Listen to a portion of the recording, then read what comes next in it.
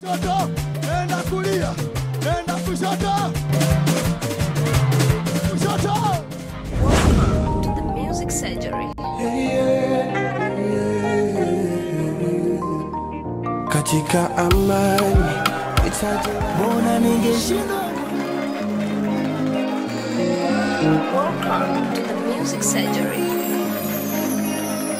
Baraka zako naziona kabisa minazi. Sasa nilikuwa nawaza kwa akili yangu ndogo, vipi kama dukani ndo ungeuza upendo na niangeni. Uhali gani ndugu mtazamaji wa Wovu TV, ni kwa mara nyingine tena tuko mbele yako kwenye exclusive interview pamoja na mtumishi wa Mungu, mwimbaji wa nyimbo za Injili East Africa kitokea hapa Tanzania.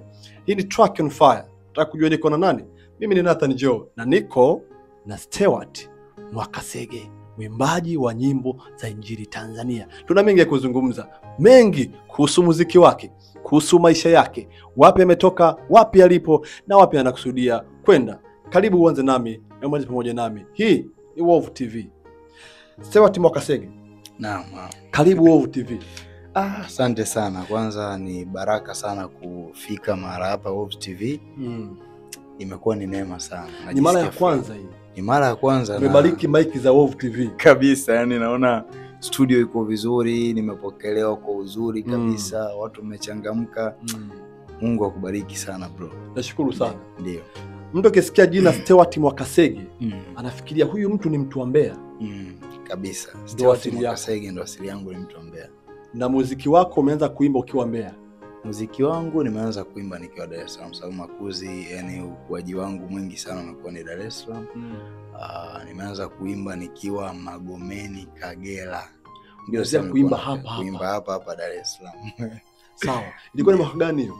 Hiyo ilikuwa ni mwaka 2013 ndo nimeanza kurekodi rasmi, lakini kuimba nimeanza muda mrefu kidogo. Okay. Nimeanza muda mrefu nikiwa mdogo Sunday school. Nimekuwa naimba, lakini nikiwa shule ya msingi nimekuwa naimba, lakini kwa kuto kujitambua kwamba naweza nikafanya kitu.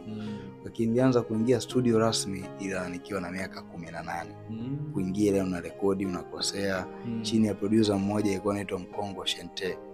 Hiyo ni Mbeya sasa? Hiyo sio Mbeya. Ni hapa Dar es Salaam. Hapa Dar es Salaam. Okay, yeah. Magomeni. Okay, yeah. Sawa. Baada hapo 2013 ndo nikarekodi rasmi kabisa ile wimbo ambao angalau kidogo unaweza ukasikia na ukaelewa ni kitu gani ambacho naimba. Wimbo ulikuwa unaitwa Sambamba na Yesu. Okay. Ndio. Mtu anaposikia Stewart Mwakasege, mbali na kumjua kama mwimbaji wa nyimbo za Injili, ajishughulisha na nini? Ndio, mbali na kwamba Stewart Mwakasege ni mwimbaji wa nyimbo za Injili, lakini pia Stewart Mwakasege ni afisa wa benki ya CRDB. Okay. Kwa ndo shughuli zangu nyingine tofauti na uimbaji. Kwa nini nimekuuliza swali hilo? Muziki wa Injili ni muziki wa biashara ama ni muziki wa huduma? Muziki wa Injili ni muziki wa huduma. Kwa sababu unafanya ni huduma, lakini kwa kadri unaozidi kufanya Mungu ndo anaamua kukubariki yeye mwenyewe, lakini hautarget kwamba natengeneza wimbo ili ipate kuwa biashara yangu iweze kukua au nipate pesa. Tunafanya ni huduma, lakini Mungu akiamua kukubariki ndo anakubariki sasa na vingine. Watu wanabarikiwa, wanapata pesa, wanapata nini. Hizo ni baraka za Mungu, lakini moja kwa moja tunafanya muziki kama huduma. Kama huduma. Na ingekuwa ni hivyo, mimi nafikiri kwa saizi ningekuwa nimeshaacha kuimba. Kwa nini? Kama ningekuwa nimetarget kwamba ni biashara, ningekuwa shaacha kuimba. Kwa nini? Kwa sababu kwa asilimia nyingi ninaweka sadaka kupitia kuimba, na natoa zaidi. Natoa zaidi. Kama afisa wa benki, kwa nini usingeamua tu bwana mimi nifanye afisa wa benki, lakini kama nataka kuimba kama mzalishaji nisimbe muziki ambayo inaleta kipato, sio kuimba muziki ambao unatoa kipato?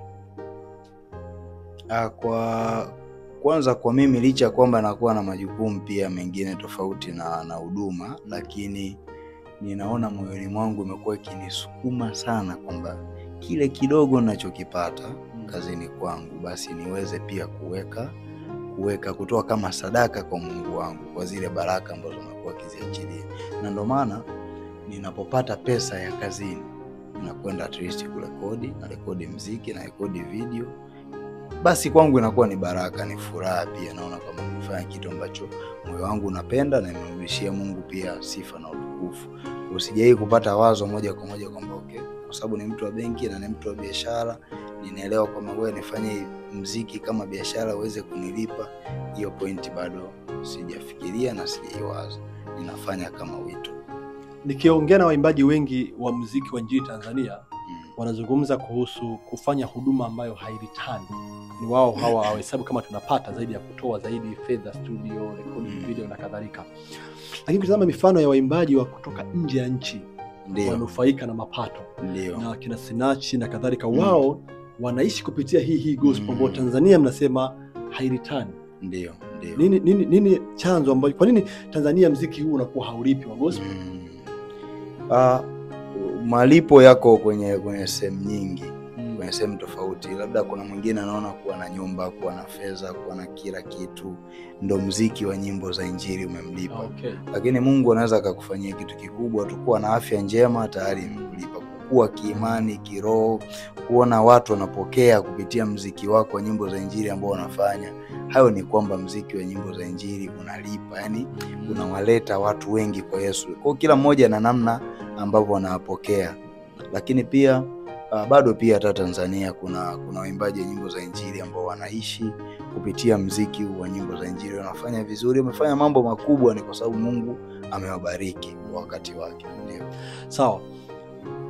Stewart, nirudishe nyuma kidogo. Umejuaje kama mimi Stewart nina kipaji cha kuimba ndani yangu? Ndio, hiyo nilifahamu kwanza kupitia wazazi. Kupitia wazazi. Nakumbuka kuna kipindi nipo mdogo nilikuwa naimba, waliweza kutambua kwamba nafanya kitu gani. Nilikuwa naimba ndani. Mama wetu mkubwa pia kuwepo, mbona kama unaweza kuimba. Yani nilikuwa naimba tunajiimbia, hata sikumbuki nilikuwa naimba ni wimbo gani, lakini akatambua kwamba kuna kitu nafanya. Lakini mama pia aliwahi kuzungumza kwamba alishaambiwa na baadhi ya manabii kwamba utakuja uzae mtumishi. Ni mtumishi wa aina gani, itakuaje? Nafikiri ndo msukumo ambao mpaka saizi inaendelea kunisukuma, anakuwa niko nacho kitu cha namna hiyo. Ndio. Tangu anze muziki mpaka sasa hivi ni miaka mingapi kwa kukadiria? Kwa kukadiria sasa ni miaka, tangu tu wimbo wako wa kwanza Magomeni mpaka sasa hivi. Hapo tunaweza tukasema ni miaka, kwa sababu ilikuwa na 2013 kwa mpaka saizi tunahesabu kwa habari ya miaka takriban mingapi hapo? Kihesabu 18 hivi ya serious katika swala zima la muziki. Ndio. Changamoto katika safari yako ya muziki ni nini, na faida ambayo umewahi kuipata kwamba hii ni faida lakini mapito nilipitani haya, changamoto ni hizi hapa? Changamoto ziko nyingi, lakini tunaweza kuzishinda kupitia Mungu. Unakuta pia umeenda kurekodi nyimbo studio inachelewa kutoka. Hizo ni changamoto ambazo nimekuwa nikizipitia katika kipindi cha nyuma, lakini kwa saizi mambo yanaenda vizuri. Unakuta pia kwa sababu studios zinahitaji kipato, pesa. Kwa kuna wakati unaweza ukawa kweli unatamani uende kuimba au ufanye kitu kizuri, lakini hauna pesa ambayo unaweza utaenda kutoa pale studio katika kipindi hicho, umeona. Kwa changamoto ni nyingi sana, lakini tumeweza kuzishinda, na kwa saizi naona na rekodi katika mazingira ambayo mazuri, nimepata production nzuri ambayo nakuwa nafanyia nyimbo zangu. Lakini pia changamoto nyingine, unapotaka kwenda kushoot video unakutana na changamoto ya mavazi, lakini saizi tushapata mtu wa mavazi ambaye anakuwa anasimamia. Ndio. Muziki wa gospel unapofanya unapo-release wenzenu wa dunia wanatumia platform nyingi. Kuna Boomplay, kuna Spotify, na ndio huko wanaposema kuna mapato mengi wao. Wanavuna streams huko, wanavuna nini, unapata mapato huko. Gospel bado mna mfumo ule wa kusema nazindua CD, nazindua album makanisani, ama bado nao wenyewe mmeshaingia tena kule kwenye wazako wanapofanya?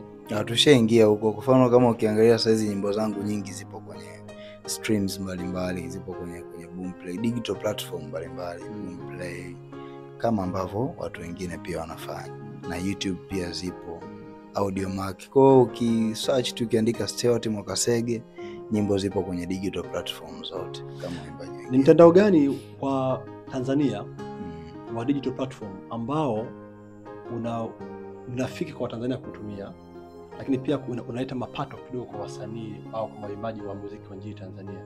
Mitandao iko mingi, kuna Spotify, kuna iTunes, kuna Amazon na nini. Kwa hapa nchini kwetu, ama nyinyi mnaweka kote ambao hata wengine hata kufikia kusikiliza? Sisi tunaweka kote, lakini sasa kila mmoja ana namna, kwa sababu huwezi ukajua fulani anaweka sehemu fulani inamfaidisha hivi, anapata hivi. Kila mmoja anakuwa na namna yake, lakini mimi huwa naweka kwenye platform zote. Okay. Na lengo ni kwamba ziwafikie watu wote.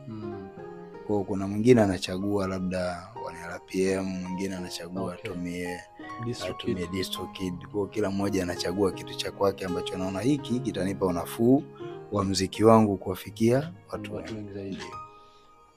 Unapokuwa una rekodi muziki wako, ni mambo gani ambayo huwa unazingatia zaidi kwamba hii nitoe product nzuri? Lazima mfano ndio mfano nimewahi kushuhudia watu ambao wanakwenda studio, hawezi kuimba muziki bila kuwa na kimiminika, kama ni kikali ama cha baridi whatever, lakini lazima kuwa na kitu ambacho kinamfanya mtu nikipiga hii kitu mimi ndio sasa vibe ya muziki inakuja. Nini? Kwa mimi wako? Kwa upande wangu haiko hivyo. Napata muda mzuri tu wa kusali. Okay. Lakini pia napata muda mzuri wa kufanya mazoezi. Na kuavoid kutumia vitu vya baridi katika kipindi fulani, sababu hatuwezi kuacha vyote. Yaani vitu vya baridi, mfano maji ya baridi ni uwezi ukaacha. Pilipili nini, yani kuna haya mahindi nini, yani kuna mazingira ukishajua hapa natakiwa wiki ijayo ni mimi ndo ninafanya. Wiki ijayo nahitaji kurekodi, kwa nitajipa muda mzuri wa kufanya mazoezi ya kufungua sauti. Lakini nitaacha kutumia maji baridi, sawa? Lakini unaweza kutumia pia tangawizi pamoja na asali kuhakikisha sauti inakaa sawa. Ndio. Kama mwimbaji unayekuja, unayefanya vizuri sasa hivi, najua bado unaendelea kutafuta nafasi ya kuwa pale zaidi kabisa. Umefanya collab na watu wengi, na waimbaji wakubwa wengi. Nimeona kwenye collaboration zako umefanya collab na Muhangila, umewahi pia kufanya collab na Rozi Muhando, umefanya collab pia na Obi Alpha, ambazo nyimbo zote hizi zimeshafanya vizuri. Ndio. Approaching ya msanii chipukizi kumapproach msanii mkubwa kwenye kazi yake, huwa ikoje hiyo experience? Hakuna vita na nini, kumuomba sana, kumpigia simu nyingi na hela pia kutoa? Hayo inakuwa iko vipi kwa watumishi wengine? Kwanza mimi namshukuru Mungu kwa watumishi ambao wote nimefanya nao kazi. Kila mmoja alikuja kwa historia tofauti. Okay. Lakini kiangalia Christopher Mwangila nilikuwa nikimfuatilia tangu nipo chuo nasoma.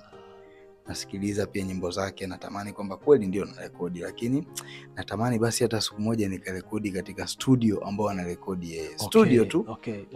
Sasa ikatokea nimeenda studio ambapo anarekodi Christopher Mwangila, nilirekodi wimbo wangu unaitwa Jikubali. Alikuwepo siku hiyo mtumishi wa Mungu Christopher Mwangila. Akapenda pia kile kitu ambacho nilikuwa nafanya. Lakini pia nikamwambia bro, natamani basi siku moja nije nipate nafasi ya kuimba na wewe. Kwa baada ya sawa, usijali, tuzidi kuomba Mungu atabariki. Kwa toka pale tukawa tunabadilishana mawasiliano, tunaenda tunakuwa tunawasiliana, lakini ilinichukua tena miaka mingine kadhaa mbele mpaka kuja kurekodi naye wimbo wa Mbele Yangu Naona Ushindi. Alikuwa anakusumbua ama alikuwa anashindwa kumconvince? Hapana, kwa sababu kwa kipindi hicho alikuwa nisumbui. Tulikuwa tumeshazungumza, lakini kwa kipindi hicho bado pia niko masomoni na rekodi, lakini bado naendelea kusoma. Okay. Kwa baadaye baada ya kumaliza ikawa ni wakati mzuri ambao tulifanya na yeye. Lakini pia tayari tulikuwa tushajenga kitu kama familia, chemistry fulani. Kwa sasa hizi Christopher Mwangila anakuwa ni kama kaka au kama mshauri wa huduma, yani ni mtu ambaye tunapigiana simu muda mrefu na amekuwa akinishauri vitu vingi kwenye masuala ya huduma. Ikija pia kwa mtumishi wa Mungu Obi Alpha, naye alianza tukua kama rafiki. Tunazungumza pamoja, tukajaribu pia kuzungumzia swala la collaboration. Mwisho wa siku tulifanya pia kwa wepesi sana. Okay. Ndio, kwa ni ngumu kama, lakini Mungu anatupa ujasiri. Ni ngumu kumfikia mtu kwamba naomba nifanye kazi na collab na wewe. lakini tayari ukishakuwa umetengeneza kitu kama urafiki na mmekuwa karibu, inakuwa ni rahisi sana kufanya kazi. Mfumo gani mnaotumia watu wa gospel kupata collaboration na wengine? Kwa mfano, mfumo ambao duniani ipo ni kwamba unaweza kufanya collab na mimi, tusipeane pesa, nyimbo hii kisha kwenda tutagawana mapato ya streams, asilimia fulani na asilimia fulani. Au mfumo wa pili ni kwamba nilipe kiasi kadhaa, nitaingiza sauti yangu kwako, promotion ni wewe mwenyewe. Ule mfumo wa kwanza ni kwamba mtashare ile promotion, si half to half. Kwa hiyo tushare nyimbo, tufanye challenge, kienda tunapata mapato wote. Wewe na wenzako wa gospel, especially wewe, nadhani ni mfumo gani ambao huwa unautumia unapofanya collab na mtu? Mtagawana mapato ama Obi Alpha milioni 3 hii hapa twende kufanya hivyo? Kwa sisi hatuna mfumo maalum ambao tunakuwa tukiutumia. Kwanza kabisa hamna ile issue swala zima la malipo ambao ameshakuwa straight kwamba bwana mimi kufanya collab na mimi utoe kiasi fulani. Mfumo haupo. Zaidi unakuwa umeomba tu kwamba kusaidiwa, naomba tufanye kazi pamoja ili na mimi niweze kusogea, lakini pia huduma yangu iweze kukua. Nitapata watu wa kwako, utanisogeza, nitakuwa nimesogea mara fulani. Lakini labda ukiamua tu kutoa sadaka, labda kumshukuru kwamba bro, mtumishi wa Mungu nashukuru kwamba tumefanya kazi pamoja, lakini inakuwa ina ile straight kwamba lipa kiasi fulani tumalize, ili ukiendelea kupata mapato yako utapata wewe kama wewe. Kwa mfano tuchukulie nyimbo ambayo nimefanya na Obi Alpha kwa uchache. Tulikuwa tumerekodi kama leo, lakini nilipokuja kupigiwa simu kama kesho yake, nikamwambia Obi Alpha alikuwepo hapo, alikuwa ameenda studio kufuatilia nyimbo ile ambayo tulikuwa tumerekodi pamoja. Kuanzia mixing kila kitu, ametoka pale kama saa 8 hivi za usiku. Kutoka kufuatilia, tumefanya video, tumeenda pamoja kufuatilia kwa producer director Answer. Tuko pamoja tunafuatilia, tunafanya kazi kwa pamoja. Nyimbo imetoka, tunafanya challenge kwa pamoja. Kwa inakuwa ni huduma ambayo imejaa undugu ndani yake na tunaifurahia. Lakini haijatanguliza mapato mbele. Chochote pia kama Mungu anabariki unaingiza, unapata kiasi Mungu amebariki kupitia huduma, basi waweza kusema mtumishi barikiwa na hiki, lakini hatuna mfumo nani. Sawa. Mara nyingi unapokuwa unafanya collab na mtu, kuna watu wamekuwa kilalamika bwana nitaka hela nyingi, nimeapproach fulani nikapata pesa, akanitaka pesa na nini. Maybe wewe kwa sababu unaingiza mapato kwenye CRDB inakurahisishia watu kukuchukulia tofauti na hao wengine ambao hawana kipato. Sasa siwezi nikasema hivyo. Kwa mimi iko tofauti. Yaani sije kukutana na changamoto hiyo kwamba ni approach muimbaji wa nyimbo za injili kwamba naomba tufanye wimbo kwa pamoja, akaniambia leta kiasi fulani ndio utafanya kwa pamoja. Kwa sababu sijui kwa sababu inakuwa inaanza na urafiki, lakini kubwa zaidi kwa sababu ni huduma. Yaani wanaichukulia kwamba hii ni huduma. Au connection ina maana sana kwenye kufanikisha baadhi ya mambo. Hiyo pia ni jambo la msingi. Sifati tu mtu mfahamu. Unajua kuna namna nataka collab. Yaani kuna namna unamfuata mtu, yani hata yeye mwenyewe hata akiwa na nia kukusaidia anaona kabisa huyu. Kwa sababu mtu kufanya na wewe collab bro amekuheshimu. Yes. Kwa kuna namna uingiaji unavomuomba yeye mwenyewe hawezi ataka kutajia masuala ya pesa. Sawa. Kwa kijana ambaye anataka kufanya muziki wa injili sasa hivi, ndio kumekuwa na wimbi kubwa la vijana wengi kuamini gospel leo tukesho umetoboa, sio kama bongo flava ni ngumu. Yaani kuna chapa nyimbo yako gospel bwana kainuliwa kanini umeondoka. Ni kweli kwamba gospel ni rahisi tu umetoboa? Gospel kwanza ni tofauti unavyoichukulia. Gospel ni wito. Na ni karama kutoka moyoni. Kama umekuja kwa wito na Mungu amekupa wito kwamba fanye kitu fulani, hata kama utakaa miaka mingapi, kwa sababu kwa Mungu mtu mmoja tu akiokoka jeshi la malaika wanafurahia. Kwa hiyo hata kama mimi nitatoa wimbo leo hii atatizama YouTube mtu mmoja, nisitoke. Sasa inakuwa hamna ile mentality ya kwamba nataka nitoe gospel nitoke watu wanifahamu nini. Lengo ni kwamba nikitoa gospel au nikitoa wimbo wangu wafikie watu wengi, hata moyo unakuwa unafarijika. Lakini sio kwa lengo la kwamba nataka nitoke niwe mtu maarufu, watu wanijue, kuwe na hivi na hivi, niwe na mabodyguard, niwe na nini. yale matamanio yanakuwa tofauti. Na watu wengine pia ukiomba kufanya nao kazi wakwambia unataka kuimba na mimi ili iweje? Okay. Target yako nini? Dhamira ni nini? Unataka Yesu atukuzwe au unataka kwamba upate umaarufu ili uweze kufanya na mambo yako mengine tofauti na utukufu wa Mungu? Umepigiwa simu Stewart leo. Tap, mama simu imeita. Bwana, Morogoro hapa kuna kanisa fulani. Unataka siku 3 mkutano wa injili. Uje tupigie. Utamwambiaje huyo mchungaji? Demand yako kwanza ni nini? Ya kwanza kabisa nitaingia kuangalia ratiba yangu ilivyokaa. Lakini pia yeye mwenyewe nitamuona kwa namna alivyoingia. Okay. Nitarudi pia magotini pa Mungu kuuliza kwamba je, ni kusudi la Mungu target ni kuenda ama kutokuenda. Sawa. Lakini kama lengo ni Yesu atukuzwe, tutajumuika. Unajua kuna mazingira unamuita mtu aje kufanya huduma. Mimi niko Dar es Salaam na ni Morogoro. Na mimi nitajiangalia mazingira yangu, je, nina uwezo kumudu kufika kule ama sina chochote ama sina nauli. Nikupe mfano, kuna watu walienda kufanya huduma sehemu. Wakaulizwa, mmoja akaulizwa tukupe shilingi ngapi? Akataja kwamba nipatieni kiasi fulani. Tuchukulie mfano, anasema nipe labda 300,000. Mwingine akasema vile mtakapobarikiwa. Yule bwana akapewa 300,000. Mwenzake pia akawa amewekewa hela kwenye bahasha. Wanarudi kuja kuhesabu, ikaonekana yule anasema mtakapobarikiwa alipewa hela nyingi zaidi. Kwa mwenzie akaanza kuwa. Kwa hiyo inatokea ile ghafla tu mimi nitamueleza, nitaangalia ni mazingira, ni mchungaji yupo mazingira gani. Unajua kuna sehemu unaenda kufanya huduma, unaona kabisa unafika pale unachangiwa, lakini ukiangalia unaona wewe pia unahitaji kuwachangia. Sio kwamba una hela nyingi, lakini unaona hapa kwa kanisa hili nahitaji na mimi kuwatia moyo ili nao wasogee waelekee sehemu fulani. Nimewahi kushuhudia waimbaji wengi wa nyimbo za injili ambao wanaingia katika kufanya muziki wa injili wakiwa hawana kazi nyingine ya ziada. Ambayo matokeo yake ni kwamba wanakwenda kualikwa makanisani, wasipopewa sadaka baada ya kuwa wametumika kwenye kuimba, wanalalamika njia ngumi zinapigwa wakati mwingine. Yes.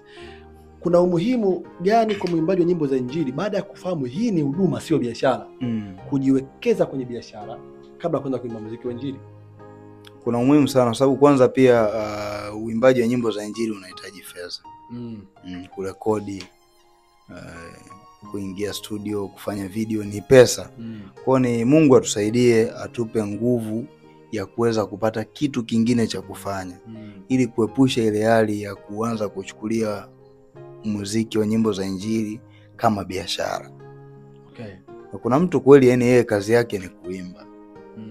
Na amerekodi kwa pesa, ametumia pesa nyingi mpaka nafika nani kwa huyo mchungaji ametumia nauli hadi kufika kule, na kweli ukiangalia mfukoni hakuwa na hela. Alikuwa anategemea apate chochote kitu pale ili aweze kuendesha maisha yake.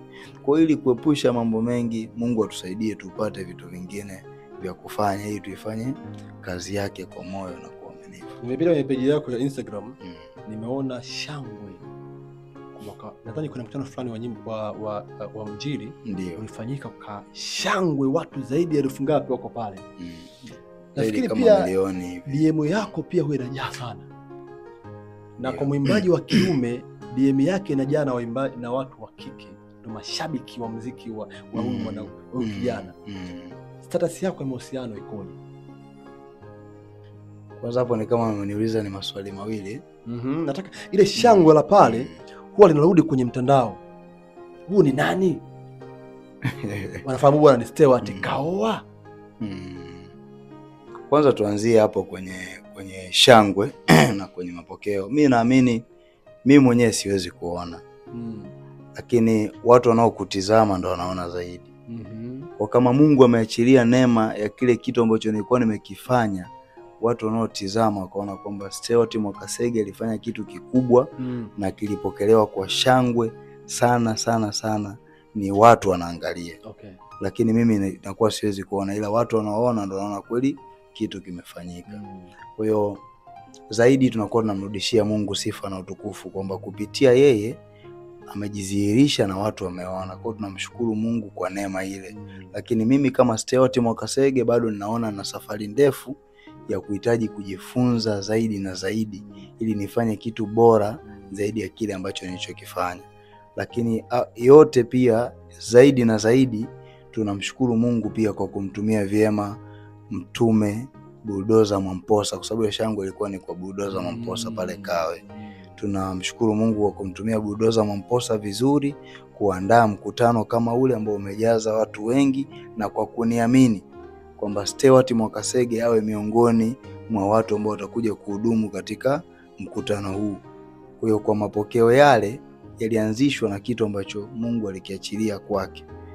Pasipo bila yeye kunichagua kwamba niende kuhudumu pale, naamini watu wasingeweza kumuona Stewart Mwakasege. Status yako mahusiano ikoje?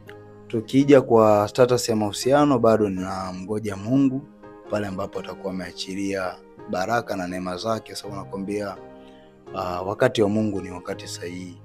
Kwa saizi bado sipo kwa habari ya ndoa, bado sijaoa, lakini naamini katika wakati wa Mungu utakuwa ni wakati sahihi, nitapata mwenza wangu. Kuna ugumu gani ukiwa mwimbaji wa nyimbo za Injili, shangwe limepigwa, watu wengi wanakufahamu, nyimbo zako unatoa zinafanya vizuri? Kuna ugumu gani kwa mtu kama wewe kuchagua mwanamke miongoni mwa kundi kubwa la watu wanaokushabikia namna hiyo? Lakini maarufu unakuja na vitu vingi. Ndio. Kuna mtu mmoja akasema ni bora kuoa mapema ukiwa hauna jina, hauna lolote. Lakini ukujua kila mtu ni mzuri. Unawezaje kucontrol your pressure, kujua huyu mwanamke ni mzuri? Pressure ni kubwa na changamoto ni nyingi, na pressure ni kubwa na DM kama wanavyosema ni nyingi, lakini zipo za kupongeza. Kuna watu wanakupongeza kwa kazi nzuri, lakini zaidi naamini kabisa mwanamke ambaye amechaguliwa na Mungu analetwa na yeye moja kwa moja katika wakati ambao wewe hukutarajia. Unaweza ukasema nioe ama nipate mwanamke nikiwa bado sijapata ile nafasi ya kujulikana, lakini kumbe Mungu anataka mwanamke wako utamkuta labda kwenye mkutano. Okay. Yuko pale au kanisani, au pengine mwingine ndio hivyo anaweza akakudm katika mtandao, akawa sio ni yake, sio mbaya, lakini Mungu pengine amepanga kukutanisha vile. Na ndio maana tunarudi pale pale kwamba kweli tunamhitaji Mungu, tunahitaji rehema zake na neema zake ili kupata mtu sahihi kwa wakati sahihi, ili kuweza kubeba kile kitu ambacho Mungu amekiachilia ndani ya huduma yetu, ndani ya mioyo yetu. Kwa changamoto ni nyingi, lakini Mungu anatuwezesha kuzishinda, ila tunahitaji kukaa magotini pake zaidi ili kutambua kwamba yupi ni mtu sahihi. Wimbo wako ambao umetoa hivi karibuni unaitwa Sukari. Ndio. Sasa hivi tayari umeshafanya vizuri sana. Kama mtazamaji unafahamu wimbo na au kama hujaenda kutazama, basi kwenye YouTube ya Stewart Mwakasege kuna wimbo mzuri sana hapo unaitwa Sukari. Wimbo ambao umetolewa miezi mingapi iliyopita? Kama miezi 4. Una kama miezi 4 sasa. Miezi 4. Nakaribia kufika. Kali sana. Asante sana. Sukari. Kwa nini sukari mzee? Kweli imekuwa ni swali kubwa sana, na kwanza nakushukuru kwa sababu yani kwa maswali ambayo unauliza ni mtu ambaye umeshafuatilia sana hizo kazi, kwa Mungu amekutumia vizuri. Sukari ilitokana kwamba kwa Mungu vyote ni vizuri. Mungu akifanya jambo linakuwa zuri. Okay. Kwa hiyo kwa Mungu vyote vina sukari. Yani nilitamani ningetumia pengine asali, kwa sababu kuna mwingine kwamba kule kwa Mungu kuna asali, kuna maziwa, kuna nini, watu wameimba. Lakini nilitamani ningeweza kusema hivi, okay, nikasema maana ukishafanya vyote, yani kwa Mungu vyote vina sukari, na ukishafanya jambo nasikia vizuri. Lakini wimbo rasmi ulikuwa tungependa kuita Kupendwa na Mungu naona raha. Okay. Kwa siku hiyo nimeshamaliza kurekodi, nikatumiwa wimbo pia na producer, akawa ameandika Stewart Mwakasege Sukari. Okay. Au kaanza kupigiwa simu, "Oh, Sukari vipi?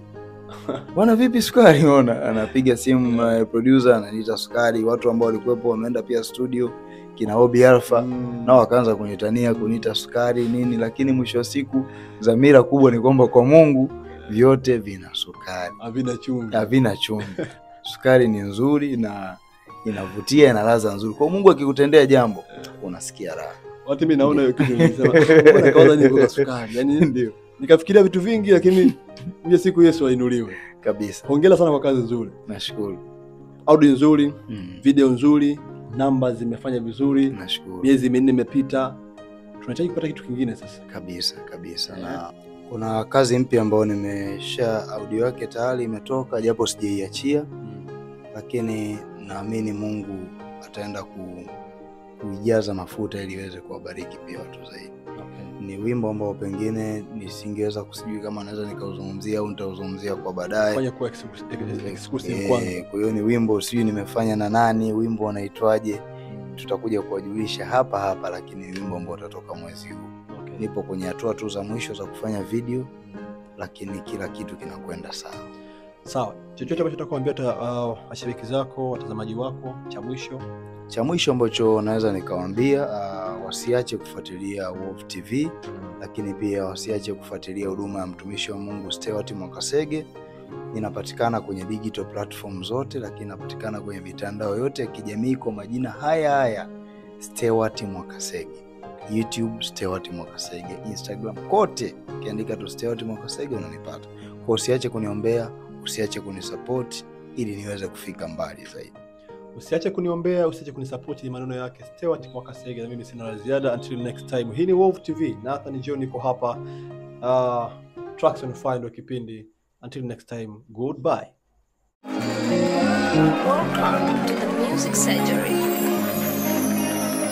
Baraka zako naziona kabisa mimi naziona. Sasa nilikuwa nawaza kwa akili yangu ndogo, vipi kama dukani ndo ungeuza upendo.